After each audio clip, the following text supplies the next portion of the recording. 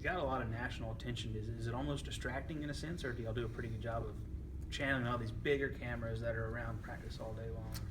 Well, what you want to do is go out there every day like you're being watched and everything's being filmed, and I hope it's not a distraction. That is the goal, for it not to be a distraction. And I talk to our players and our staff, and I'm trying to be careful about that, because it's supposed to be about us just doing our job.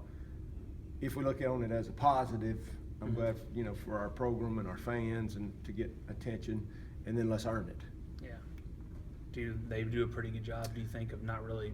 I think so. Noticing? Yeah, I think so. I think before it would have, just for this group to grow up a lot. They've still got a lot of growing up to do, like all teams, I guess, but they have grown up a lot. I think that would have really distracted us last year, or even a spring ago. So, we talk a lot about it, but I hope we're doing a good job. Well, time will tell, I guess. Had you ever wanted to be mic'd up during practice, or have you watched other guys and go, man, that's kind of? Yeah, it was. I like, I don't mind a little bit of it just to Right. promote our program, but a whole practice was different, and that just tells you how much I want to promote our kids and our program, that I'm willing to do it. You could have said no, couldn't you? I could have said no. The program that's here, the group that I've seen, they do a good job, and I think they portray college football in the light it should be portrayed in. And I think everybody knows practice is intense. Sure. And I say this all the time. A coach can look crazy a lot, because you're asking guys to do things that probably aren't real natural, which is play hard all the time, and so but you're either gonna get the job done, or you're gonna worry about the cameras, I guess. So you're getting Walker tomorrow to practice, or did He got to practice day. He got cleared this morning right Yeah. after I think when you left, he Yeah. came in from his physical, so he wore a helmet today. Oh, okay. What impact can he make? Is there enough time to make an impact? I think so. Next year, Yeah, first yeah. game? There's no doubt there's time, and he's coming into a group that's really gotten a lot better. So we're glad to have him. Long time coming, and then at the same time, that whole receiver position is working their tails off. So he'll have to come in here and be ready to go. With Logan Scott, obviously that position's changed a little bit, but what have you seen from him since he got here, Yeah. and how much better is he now that he's fixed? Now his knees at least getting there. Yeah, that's a good story. He came into one of our camps last year, and we really liked him, and that's how we ended up getting him. Was he had seen the place, and really just comes from a solid family. He's just a solid young man, worker.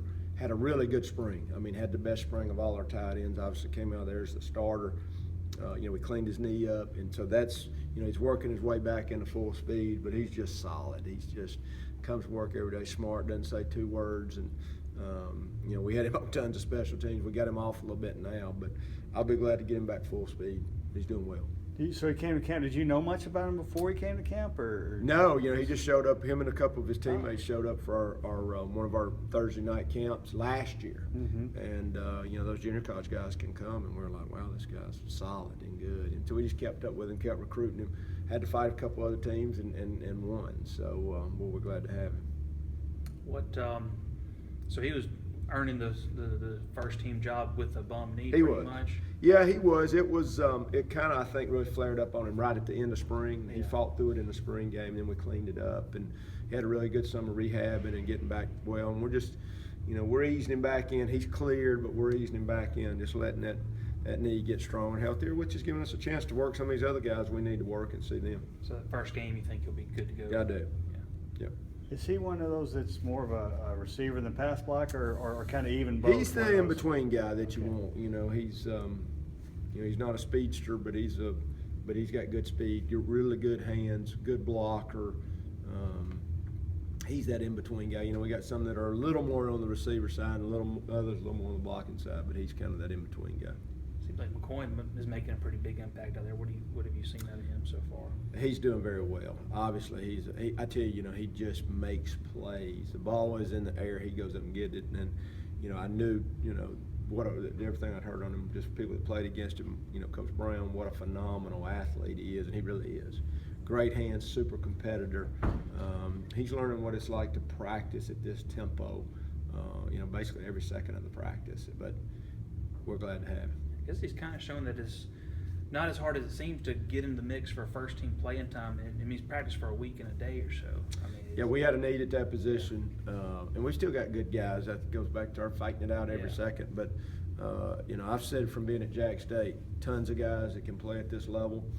What was their story, you know? I mean, he was a quarterback that could have probably went somewhere, but he's at a smaller school and he's playing quarterback, so he goes as a quarterback. You know, if he'd have been a receiver the whole time, he probably could be, you know, a lot of places. And so then he goes, they move him to receiver, does great, moving back to quarterback. So, you know, he's talented. He's a talented athlete.